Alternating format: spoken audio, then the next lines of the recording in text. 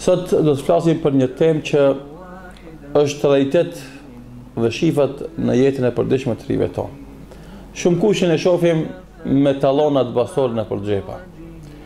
Në shumë muhabete ndëgjojmë çfarë vendove, nish apo x apo dysh në ato kombinimet e lojrave që në tallonat e lojrave të nëpër bastore të ndryshme. Fatkeqësia e madhe është se kjo sëmundje është përhap më shpejt se sa përhapet zjarri me një fushë të thatë.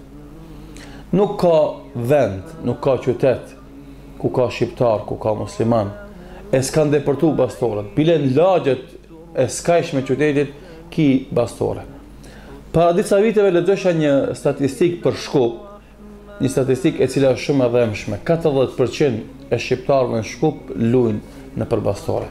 Dhe kjo nuk është për të çuditë sepse na e shohim lagjet tona janë mbush. Çdo lagje ka nga 1, 2, 3 e më shumë bastore. Për shembull, njëra prej lagjeve kryesore në Yahya Pash i ki domethënë 4-5 bastore në atë lagje prej fillim deri në fundin e vet.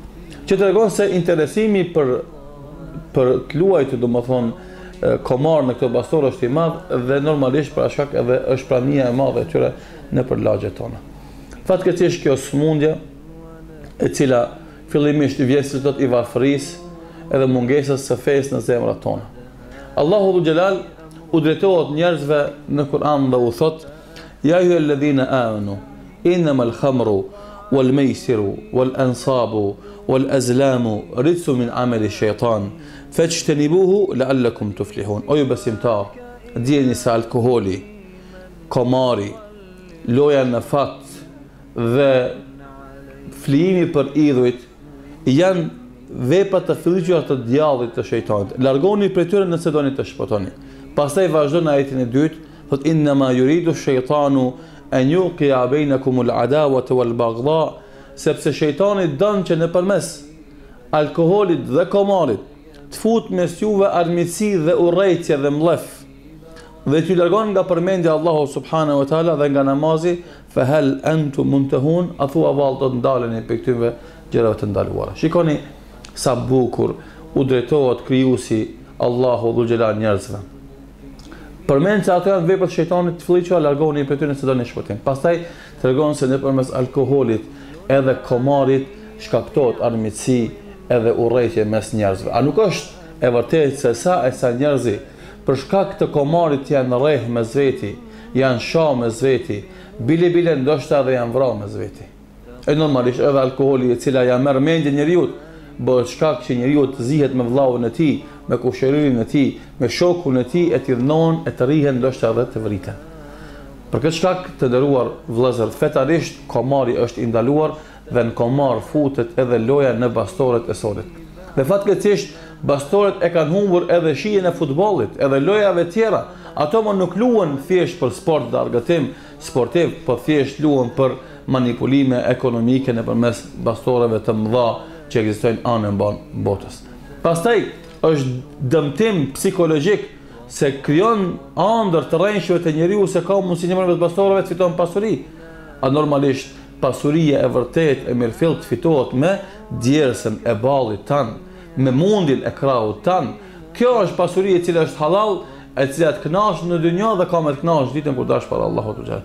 Në anën tjetër është smundje shoqërore, se njerëzit domethënë largohen prej shkollimit, largohen prej punës duke menduar se nëpërmes bastorëve do të fitojnë pasuri.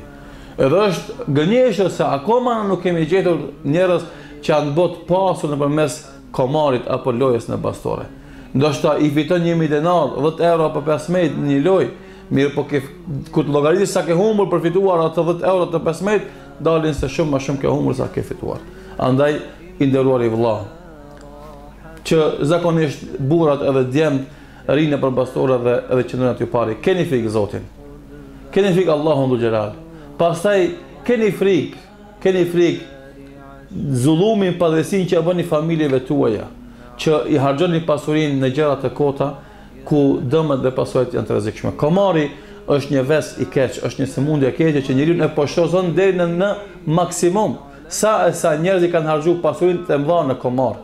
Sa njerëz kanë shit dyqanet në komar, kanë shit kerret në komar, kanë shit shtëpijat në komar, kanë shit tokat në komar, kanë shit madhin në komar. Zoti na rujt. Ka shembuj edhe të këqij ekstrem që kanë qit të shesin edhe fëmijët e tyre, ndoshta edhe gratë e tyre, deri në atë nivel ka ra, domethënë në nshtrimi ndaj epshit të tij edhe hiles dhe mashimit që bën shejtani atij njeriu. Andaj mbledhi mend se pastoria është hap për nkazjen, është hap për komar të madh. Pitash ndale veten edhe largohu prej saj, edhe shko këshilloje pronarin e pastorisë ta mbyll atë, sepse me këtë e dëmton këtë popullin tonë në përgjithësi dhe trija tona. Zoti ju shpërbleft, keni vëmendje, hapni syt dhe u dhash të mirë në dunjën e ahiret dhe ju nga çdo e keqe. Wassalamu alaikum wa rahmatullahi wa barakatuh.